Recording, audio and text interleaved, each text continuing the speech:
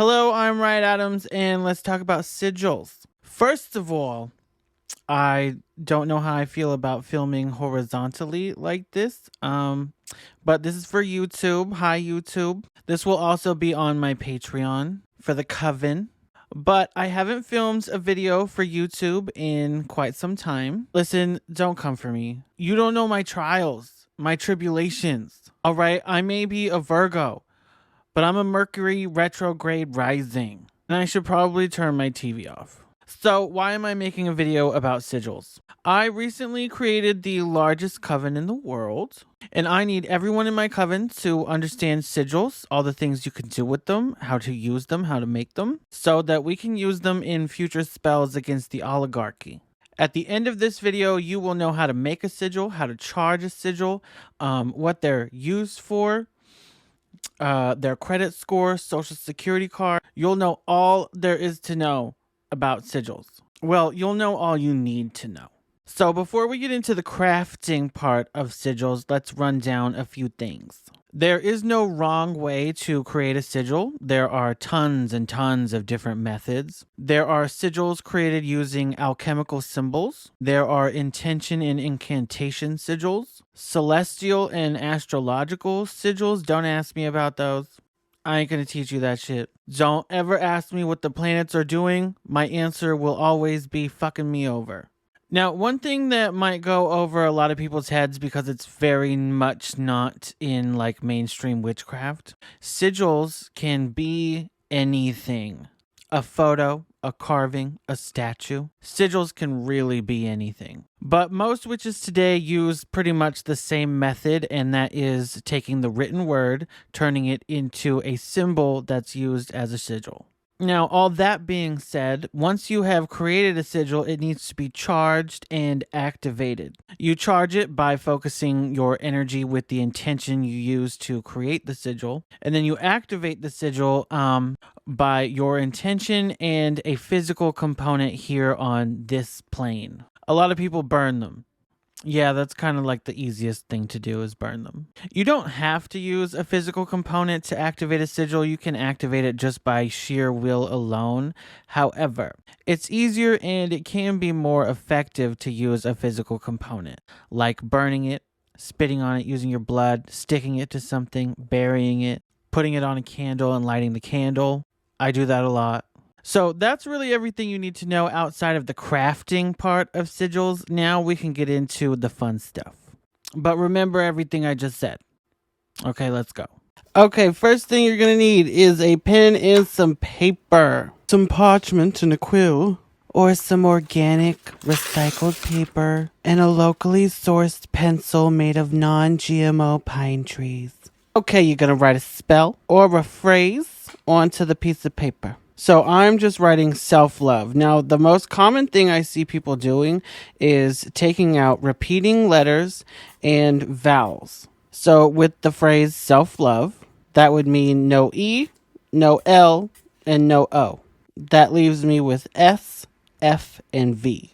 Now, sometimes there is a system for how you choose the letters, like alphabetical order, but it's important not to get bogged down by all of these different methods because that's all they are, is just different methods. So the S for S, the line represents F, and then the V at the top. Now, you could do this a completely different way. So what looks like a cross here is my version of F. Then the V, and then a little S down at the bottom. How you put it together really doesn't matter. You could draw 1,000 different sigils for this same phrase. Now, using the same written word method, I can completely change it and use all the letters if I want to, or just choose whatever letters I want. I usually leave the O's because it's an easy way to incorporate a circle. But of course you don't have to do that, and you could just draw a circle anyways. Here I will draw the V, but this V also represents the L's in my mind, and then this symbol represents the F and the E. And then I'll do a little squigglies here that represents the S. So simple. All three of these sigils have the exact same phrase, the exact same intention, and they all look different. Each one of them completely valid. And I could use all of them right now if I wanted to. Now we're going to do something similar, but with alchemical symbols, okay? Venus, the sun, and magnet. So to me, this would be a love attraction symbol. Venus for love, the sun to illuminate the path, open the road, and the magnet to attract love. And with alchemical symbols, it's honestly easier because you're just putting them together. They work as sigils so well. Venus, love, now the magnet. Bam. Just like that. It looks like a little stick figure. A stick figure cyclops. Oh, maybe I'll attract a man with one eye. Ooh, with a pirate's patch? Ugh. Okay, now all of those are pretty structured ways of making sigils. Now let's do one that's freehand. All I'm going to do here is think about the same self-love, right? The same intention, but I'm just going to draw something and it'll make sense to me because I know what it is. Completely freehand. Now this is ugly. I hate it. I don't like it. Get rid of her. And this pen sucks. I need a new pen. Okay, we have secured the new pen. Now, taking the same self-love intention, I'm just going to draw something and it will represent the self-love. No need to incorporate the actual letters. You simply have your intention. You know what it means. And look at that. It came out with a little tiny heart right in there. Perfect. True chaos magic. Now, for an added bonus, okay, a tip here. When it comes to charging sigils, focus the energy and intention into the tool that you are using to write the sigil. That can be your fingers sometimes, but usually it's a pen or pencil.